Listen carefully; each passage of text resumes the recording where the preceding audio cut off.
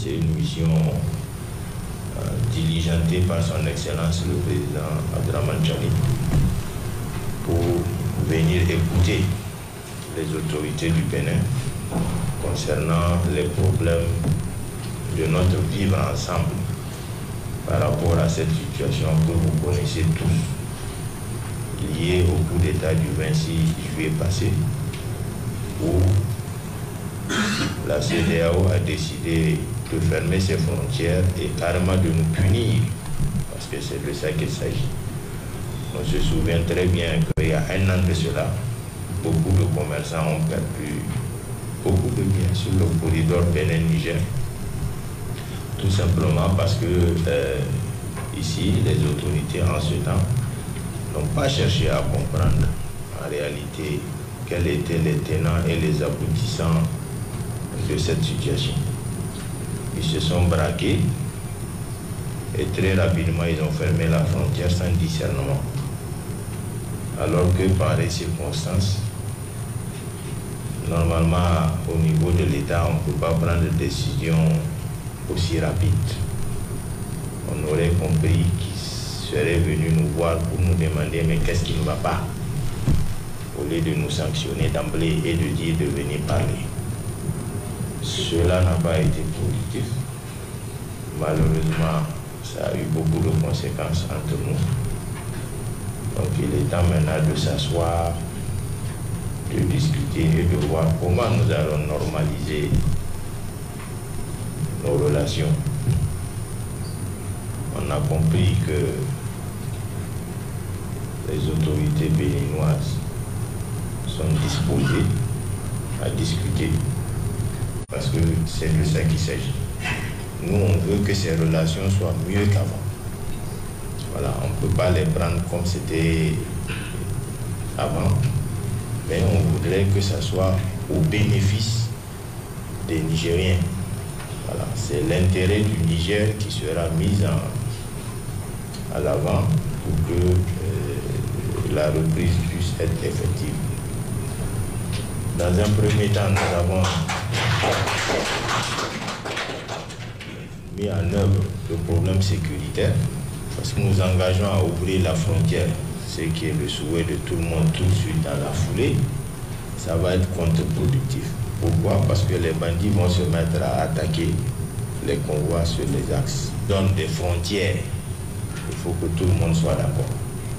Parce que ça ne sert à rien, nous entendions, être là, entre les 3 ou 4 pays qui ont la frontière avec le pays. Nous avons été entendus. Ils ont été ouverts à toutes les propositions. Donc, je pense que mon niveau, c'est une mission très positive.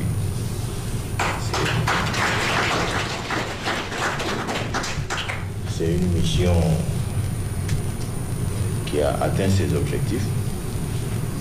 Nous avons retourné à Niamey, essayé de rendre compte aux autorités, de nous organiser pour voir maintenant dans quelle mesure nous pouvons aller.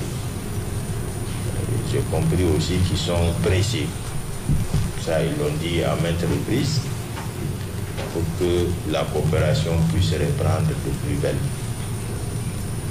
Je voudrais qu'on rende hommage aux anciens chefs d'État, le président Songlo et le président Yahi Boni, qui sont à la manœuvre, parce que grâce à eux, le dialogue a repris.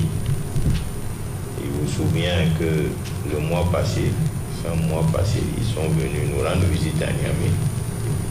Ils sont venus proposer de reprendre le dialogue en tant que panafricanistes. Un but des traditions africaines. Ils savaient très bien que cette situation ne peut pas durer assez longtemps. Il fallait que le dialogue reprenne. Parce qu'au-delà de la politique, il y a deux peuples. Le peuple du Niger et le peuple du Bénin.